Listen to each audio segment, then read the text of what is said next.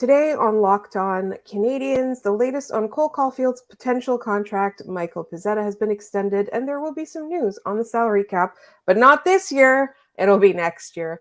That's all coming up on today's episode. You are Locked On Canadiens, your daily podcast on the Montreal Canadiens, part of the Locked On Podcast Network, your team every day.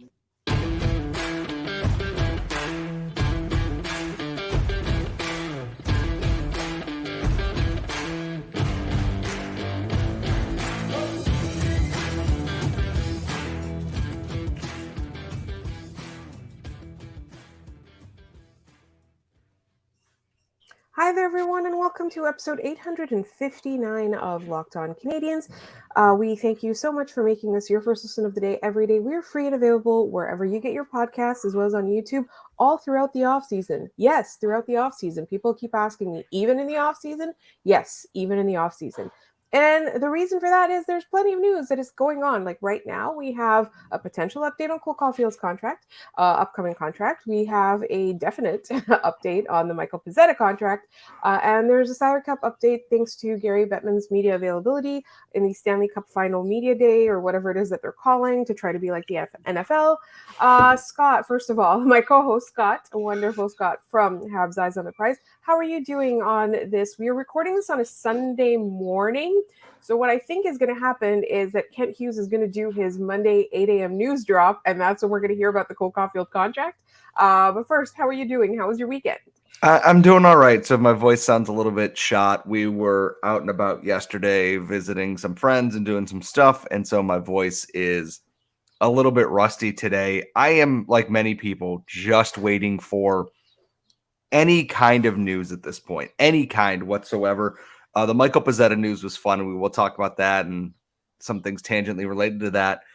But the biggest thing is, like you mentioned, this whole Cole Caufield article thing here is that, the rumors around this. If these turn out to be true, they should just start building Kent Hughes a statue now. I have the tweet up in front of me from Tony Marinaro, who hosts the Sick podcast, formerly of TSN 690. And yesterday, I'm hearing a report that Cole Caufield's new contract with the Canadiens will not be more than Nick Suzuki's cap hit of $7.875 million a year. Already great news. Today, and this was June 2nd, so this was Friday. Today, I was just informed that talks are progressing. All signs point towards a 7 or 8 year deal.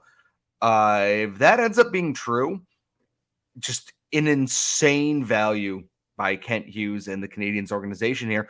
I personally don't think, I think one of the two things will be true. It will be 7 or 8 years. I don't believe it'll be less than Nick Suzuki's. If it is less than Nick Suzuki's, I don't think it'll be 7 or 8 years. There's going to be a trade-off somewhere in there because that's how these things work. But we're hearing noise and everything now a little bit, which usually means something isn't far off. Even if it's not a Caufield extension, there will be other news, I think, around in the near future here. Yes, I think it makes sense that Kent Hughes is trying to get his ducks in a row. We are at the beginning of June. The draft is at the end of June. It's coming. You know, he's got to get some things locked up before he can start doing wheeling and dealing and trading up or trading down or just trading away at the draft in Nashville, which is now, I want to say 4 weeks away. It's 4 weeks away. About 3 weeks from 3.5. today. 3.5 weeks, yeah. Something like, oh no, it's in the middle of the week again. It's like on a Tuesday and a Wednesday. So yes, it is 3.5 weeks away. Anyway, so Kent Hughes is probably getting something settled, so he'll know how much cap he'll have to work with. He'll know what players are superfluous on his roster or what the needs are going to be next year, so that he can start talking to other GMs at the draft or leading up to the draft about moves he can make. It's also kind of time to kind of take stock of what's in your depth, what's in your prospect cupboard, essentially, and see, you know, should you trade away some guys? Maybe you have too much in one position or anything like that. So I feel like we're going to hear things trickle in as the next few weeks roll on. But you know, in the meantime, we will be talking lots of draft stuff in the weeks leading up. And we have a very exciting live episode planned for you guys. And that's coming up at the end of next week, which is really, really, really exciting. In the meantime, let's talk a little bit about what this report means. I think the first thing for me is that all of the fears that Caufield was holding out for $9 or $10 million were probably overblown. I think there might have been some people that sort of panicked when Caufield said, it's about what's good for the team, but it's about what's good for me as well. And people are like, oh, he's putting himself above the team. Oh, this is so concerning. Oh, he might not re-sign in Montreal. Everybody calm down. Yeah. Everybody calm down. The thing is, it's like, oh, he might want $9 million. Yeah, and he should want to, get paid as much money as he can. That's how you open the conversation. You get something in the middle. Exactly. It's like, yeah, you play hockey for the love of the game. You also want to get paid for that. If everyone played for the love of the game, the Canadiens would have a salary cap of like $9 million at this point. Like, you got to get paid while you can. Yeah, he's coming off shoulder surgery, which is probably, and we'll talk about this further on when we get to the salary cap update. If things had gone the way they were supposed to in terms of salary cap growth and people being healthy, this contract is probably already done at this point. But we live in an imperfect world, and hockey is an imperfect game with an imperfect ownership group, etc. These things take time. It's not a video game where you just go this and it goes back and forth and back and forth. It takes time. Like Caufield was back in the gym, getting back into working out. We know he's been out of his sling, so he can play golf and everything else. I'm not worried about this. And people, it's like, oh, well, he wants to get paid. Yeah, again, he should. In professional sports, you have a finite amount of time, and it can be taken away from you in an instant. And I'm not saying that Cole Caufield's going to get injured or anything next season, but get paid while you can. Make your money, especially in hockey, which like gets paid not nearly enough compared to other professional sports. If he started the conversation with 10, great. Kent Hughes probably started the conversation with 6.5. And they're, like you said, they will meet somewhere in the middle. That's how negotiations work. It's like when teams go to arbitration. Oh, well, they all asked for 4.5 and the team offered 1.75. That's how this works, which is an important part to notice to talk about before we get to the Habs RFA cases later on this summer. Is they will start at polar opposite ends here. It's a negotiation. It's not it's not video games, basically, is that it is a negotiation. It's going to take time. And Kent Hughes wants to make sure he sets himself up to continue to outfit the rest of the team here. And maybe there are other moves that happen during this week that, make it easier. Cap's going to be moved around. I'm not worried. You shouldn't be worried. I have a feeling a couple of things are going to happen. It's either going to be a long-term deal, a little bit less money, or you're going to see that like 4-year deal and he's going to get paid a bunch more in that time. Stop panicking. It's June 4th. It's too early for panic right now. Right. But wouldn't it be nice if that Tony Marinaro information is accurate? Because Tony is dialed in. He's plugged in. Everybody talks to Tony. But whether or not they're telling Tony the truth is always my question. But in the meantime, I mean, if it is a 7 or 8 year deal at, let's say, the exact same hit as Nick Suzuki, like that would be amazing. I know there's some people that like don't have a whole lot of faith in Caufield right now, but I think it's just because this has dragged on too long. I think that's probably, the saga's dragged on too long. In the meantime, we do have a confirmed extension, and that is the Michel Pezzetta deal. He's very happy about it. We're very happy about it, and we do want to talk to you about it. And that's all coming up in just one moment here on Locked On Canadiens. But first, this episode is brought to you by eBay Motors. We're in the Stanley Cup Championships right now. We're in the final. And for a championship team, it is all about making sure every player is a perfect fit. It's the same when it comes to your vehicle because every part needs to fit just right. So the next time you need parts and accessories, head over to eBay Motors. With eBay Guaranteed Fit, you can be sure every part you need fits right the first time around. Just add your ride to my garage and look for the green check to know the part will fit, or you get your money back. Because just like in sports, confidence is the name of the game when you shop on eBay Motors. And with over 122 million parts to choose from, you'll be back in the game in no time.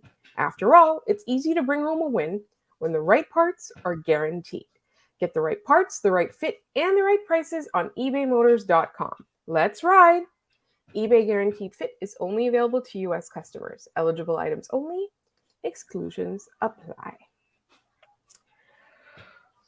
All right, so while we were, waiting for the Caufield extension, because I think to us that is the biggest piece of news that's going to move this offseason forward, the Canadiens locked up Michel Pezzetta, fan favorite, teammate favorite, and, one of our favorites, to a 2-year extension worth, I think, $812,000 per year. He's excited to be back. We're excited to have him back. What does this mean for the Montreal Canadiens, Scott? The biggest thing is that this is, and I'm working on an article for this at Eyes on the Prizes. This is a development win for the Montreal Canadiens. And this is someone who got a 1-year extension from Marc Bergevin at the end of his entry-level deal.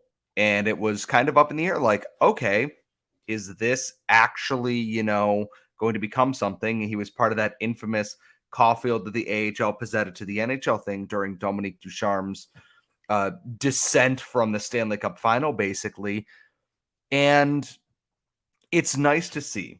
He was a slightly stabilizing presence on the fourth line. He always brings the same intensity every night. Michel Pezzetta is going to play every single NHL game like it is his last one, because I think he kind of understands that when he finished his entry-level deal and he got that 1-year extension, this is borrowed time now. I got to make the most of this. And he did that. He fought literally all comers. He fought Ryan Reeves, for God's sakes, rightly or wrongly in that season. It was wrong. And then last year, it's like he turned himself into someone who became I'm not going to say he's a defensive ace. He is not a Patrice Bergeron. He is not a Barkov. He is not a whomever you want to say in that category.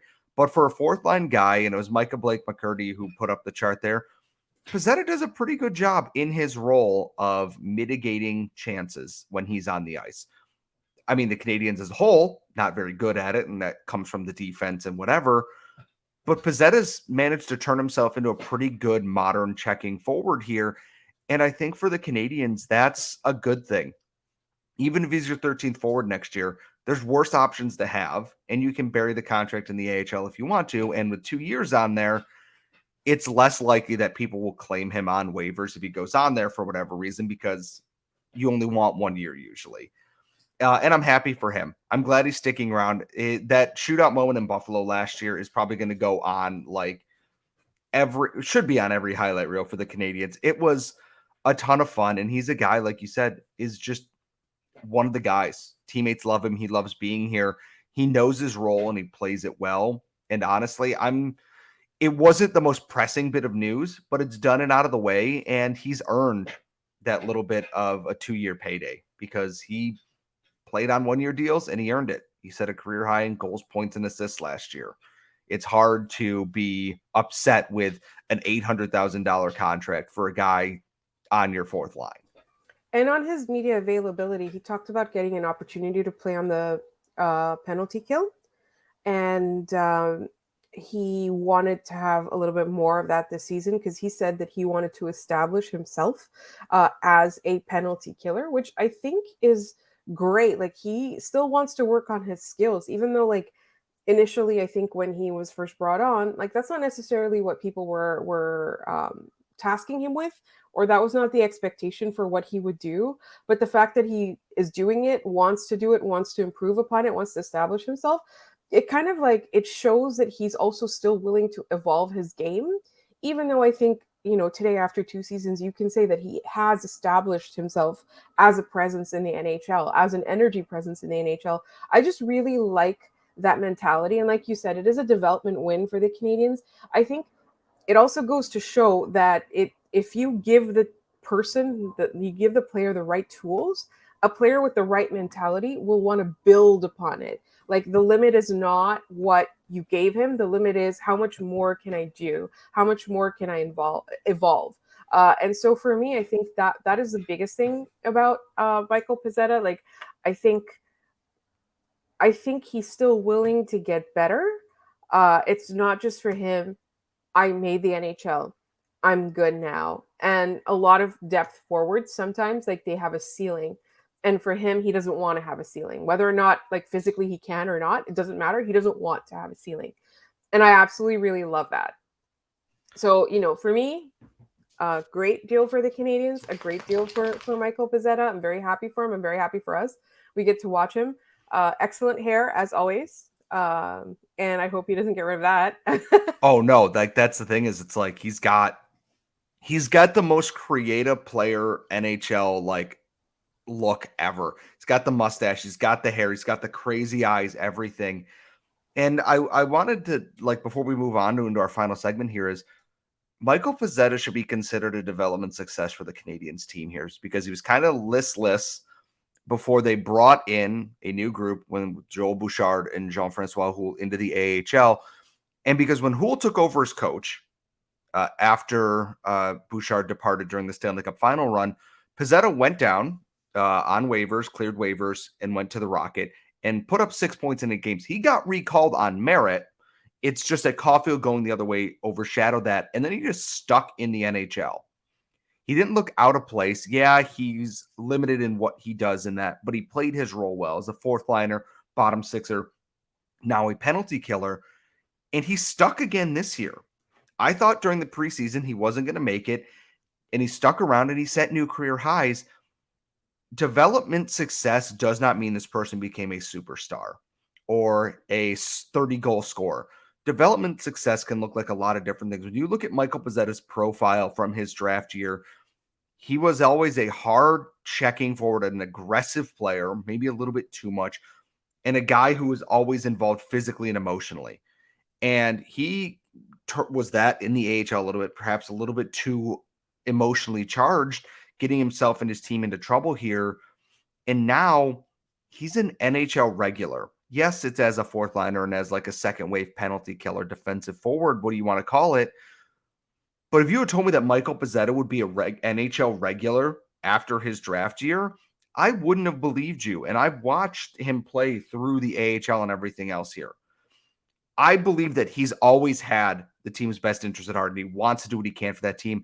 He just needed to channel that. And whether that was Jean-Francois Houle or the development coaches or working with Martin St. Louis or whomever, everything seems to have found that focus there. He's still a wild man out there, which is great, but he's doing it in a way that isn't a negative draw on his team. He's become an NHL regular, 13th forward.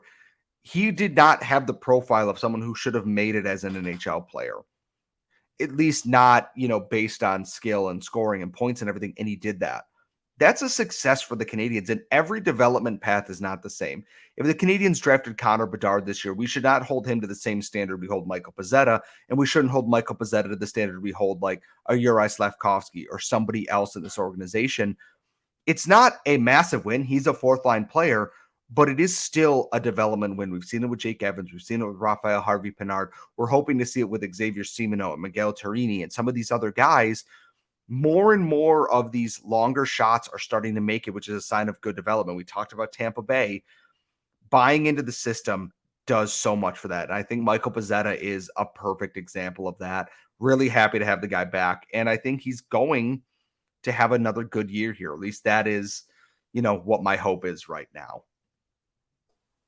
100%. Also, to note, today, while we're recording this, is June 4th. This is the day the players arrive in Buffalo for the NHL Combine. For over the next week, the teams will get to talk to them. There will be medical tests, and then at the end of the week, they will have the physical tests, and we will get all kinds of sound bites. And we know some people that are going to the Combine, so we will have them on and get the inside scoop at some point in the following week. In the meantime, today, we still have to talk about the salary cap. Also, I wanted to mention there were a lot of mailbag questions we didn't get to on Friday, and some people added a couple in the DMs. There's an outrageous trade proposal that somebody found, did not propose, but I do want to discuss that next week. On the next episode. So we'll have some more mailbag stuff in the next episode, unless there's huge news, in which case we'll have the huge news. But if you didn't get your mailbag question done on Friday, don't worry, we will still have it. In the meantime, we're going to move on to talking about what did Gary Bettman say about the salary cap? Is it going to stay the same? Is it going to increase? What does this mean for the long-term plans of the rebuilding Canadiens? And that's all coming up in just one moment here on Locked On Canadiens. All right, let us discuss. Scott, there was media availability, and Gary Bettman said that the cap is not going up this year, but it'll go up significantly next year. I feel like I've heard that one before. So, and this comes from Chris Johnston on Twitter. Gary Bettman said the players' escrow debt won't be paid off by the end of the season. That likely means a $1 million salary cap increase for next season, 2023-2024, with a much larger bump expected for the 2024-2025 season. I assume that larger bump means at least $5 to $6 million. I don't know quite how much debt is left because I believe this is all still accrued thanks to the COVID season and the bubble and everything else and the costs incurred with that. It only going up $1 million is disappointing because, like you said, we've heard that, oh, it's going to go up. It's going to go up. Oh, it's going to go up 2 to 3. Actually, it's only going to go up 1.5. Now it's only going up $1 million next season, which, okay, $1 million is still another player on your roster for the most part. It's disappointing that it isn't going up even more, though. For a team like the Canadiens, who are going to be entering a window very soon where old contracts are being shed off, aging out, whatever, it's actually, the timing of it's good, but right now, with the cap going up, that means they might be able to say, hey, do you want Mike Hoffman? Because now you have a luxury space that some of these teams can play with. Do you want Joel Edmondson? We know teams already do, but it helps them play around a little bit more, I think. And to tie this into our first segment with Cole Caufield here, is that if you're Caufield and you know the cap is going to go up massively in 2024 and the 2025 season, do you play on a 1-year deal? You sign a 1-year deal at like $3.5 million and go, I will do this, and then you're going to pay me. For the Canadiens, I don't think they want to do that because if the cap goes up a lot, I mean, like, let's say $8, $9, $10 million for whatever reason, you're going to have to pay Caufield that $10 million then in that. It's like that PK Subban negotiation with Marc Bergevin. I'll sign your 2-year bridge deal, but you're going to pay me at the end of it, and that's what happened. It's a tightrope for Kent Hughes. It's a very I don't want to say precarious because I think they're set up pretty well to shed these old contracts and bring in new bodies. It's just, can you get your core locked up? Because Doc's contract was 3 or 4 years, not long-term. You're going to need goaltenders and work in that. It's just so frustrating that this sport seems to be stagnated in here and that you have teams that are like, we have good players who want to get paid and they're not getting paid what they're worth. Connor McDavid's probably worth $16 million in a regular cap. Or we talk about Austin Matthews wanting $14 million. Yeah, probably.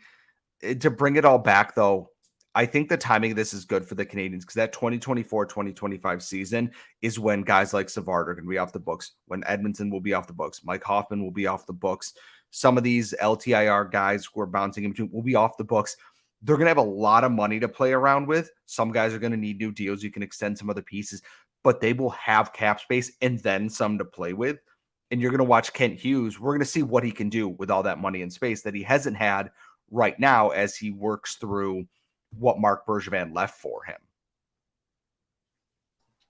And that's exactly the point. I think the Canadiens will be in such a good position because of those expiring contracts. And I think, the fact that Bettman said this, maybe we'll see a little bit more of a stall in the Caufield talks. I don't know. I was really hoping that, what Tony Marinaro had said would come true before anything like this came out.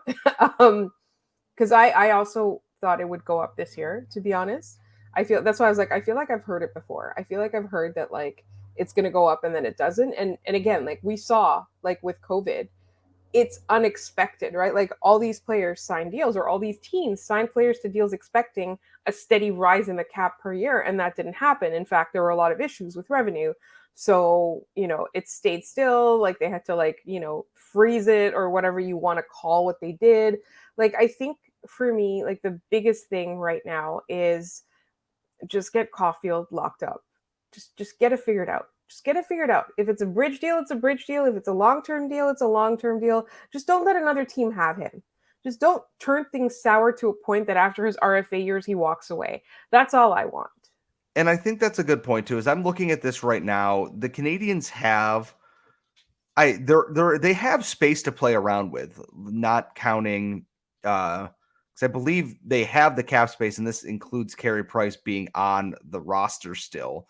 But with this, it's like if you get Caufield signed up here, what do you do with Denis Gurianov next? Like if the cap were going up more, Gurianov might be a luxury that you might be able to, stomach here a little bit. Is that okay? Maybe you offer him $2.5 million. Right now, you can't do that because the cap's going up $1 million.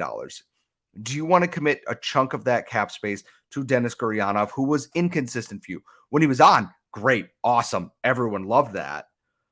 But you can't bet on that. And you look in the coming years, Arbor Jackey's due for a contract in 2024. You have Caufield now, Sean Monahan's the UFA. You have some of these guys. The biggest thing is, like you said, is getting Caufield signed. And it's like I said in the first segment, if the cap had gone up the way that it should have without COVID and everything impacting this, I'm pretty sure this deal is probably already done at this point, is that we have the cap space. The cap is continuing to rise.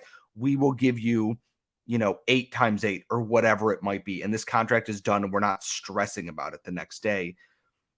I understand people's apprehension.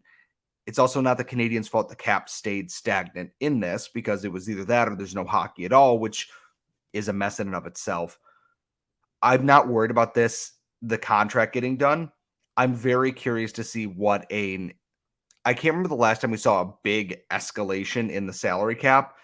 And I'm hoping it isn't like 2016, that offseason where it's like everyone just spent really dumb money on players who were not worth that. The Milan Lucic, the Carl Alzo deals, the Kyle Okposo deals, all these contracts for players who just never lived up to that. I'm really curious to see what GMs and stuff do, including the Canadiens, in that situation. And that's all obviously stuff for us to watch and continue to talk about. Please subscribe to this episode wherever you get your podcast or on YouTube to continue listening to us discuss these developments. As I said, we're probably going to do a makeup mailbag tomorrow or the following day, depending on how the news shakes out. In the meantime, you can find us on Twitter at LO_Canadiens. You can email us at lockedoncanadiens@gmail.com. You'll find Scott on Twitter at Scott Matla. You will find me at The Active Stick. Please tell your friends if you like us. You can leave reviews, all kinds of stuff. And in the meantime, please sit tight because we will talk to you tomorrow.